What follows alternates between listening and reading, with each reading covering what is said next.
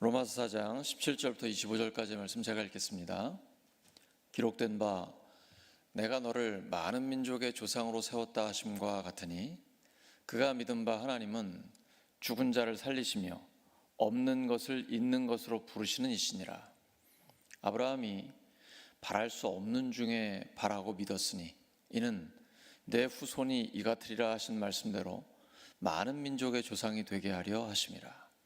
그가 백세나 되어 자기 몸이 죽은 것 같고 사라의 태가 죽은 것 같음을 알고도 믿음이 약하여지지 아니하고 믿음이 없어 하나님의 약속을 의심하지 않고 믿음으로 견고하여져서 하나님께 영광을 돌리며 약속하신 그것을 또한 능히 이루실 줄을 확신하였으니 그러므로 그것이 그에게 의로 여겨졌느니라.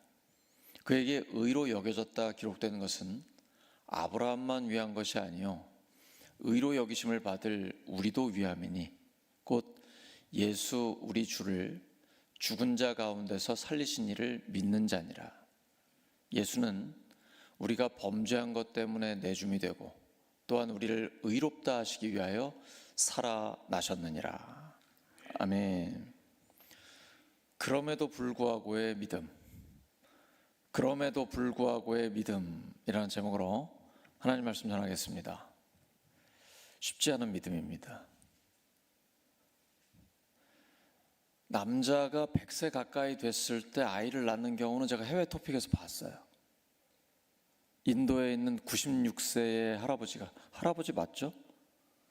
근데 아이를 낳았어요, 실제로.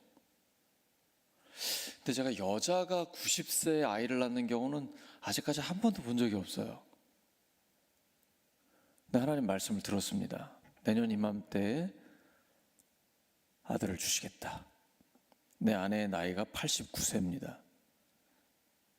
생리가 끊긴 지 굉장히 오래됐어요. 믿을 수 있겠어요? 이걸 어떻게 믿어요? 베드로를 생각해 보세요. 어부입니다. 어려서부터 갈릴리 그 호숫가에서 굉장히 커요. 제가 배로 타보니까 한 30분 다녀야 돼요. 바다라고도 불러요. 그 갈릴리 바닷가에서 어릴 때부터 어부로 커온 사람이에요. 밤새도록 물고기 한 마리도 못 잡았어요. 진짜 열받겠죠. 힘이 쭉 빠지지 않겠습니까? 그리고 같이 물고기를 잡았던 친구들도 이제 그물을 다 걷어가지고 정리했어요. 오늘 끝. 한 마리도 못 잡았다. 이러면서 이제 어부들이 힘 빠진 상태에서 들어가려고 그래요. 그런데 목수인 예수님이 와가지고 배 오른편에 그물을 던지라고 했습니다.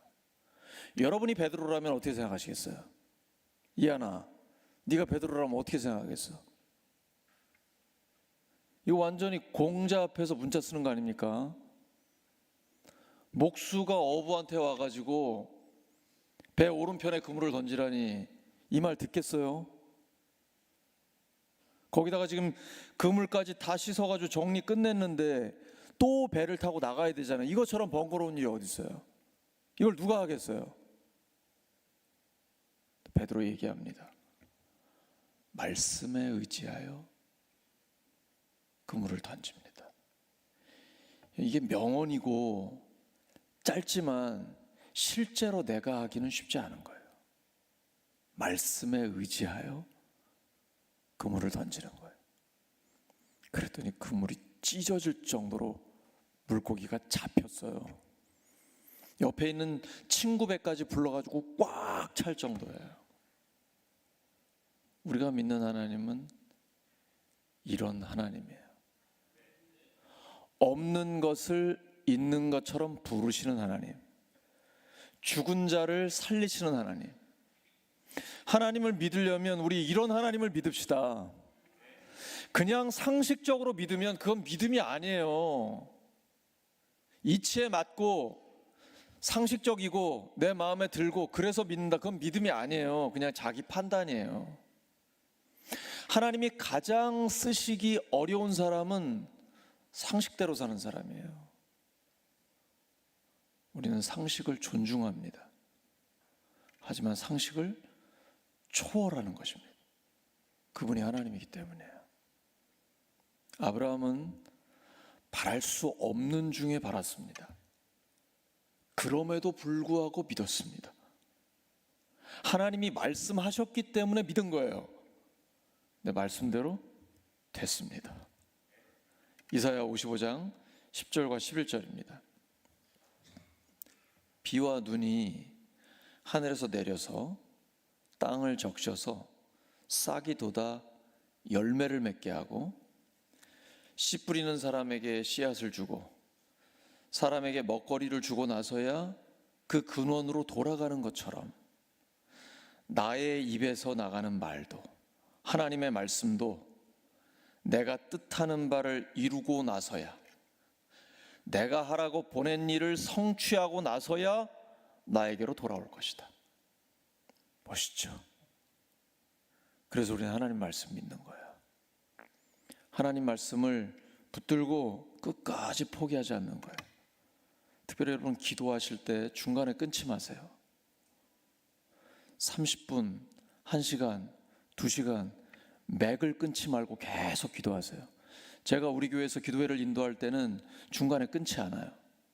주여 한번 불렀으면 끝까지 기도하세요. 하나님이 우리를 만나 주십니다. 기도의 맥을 잡으시기 바랍니다.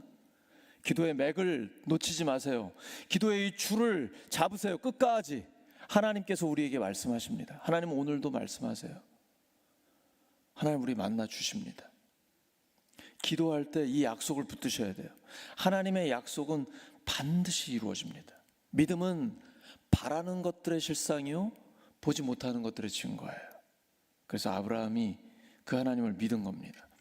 로마서 4장 17절이죠.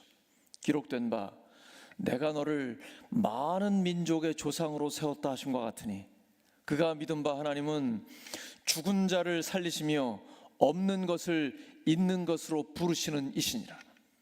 하나님은 전능하신 하나님, 절대자, 주권자, 그 하나님을 믿고 신실하신 주님을 신뢰하며 나아가면 하나님의 역사는 우리의 삶에 나타나게 되는 것입니다.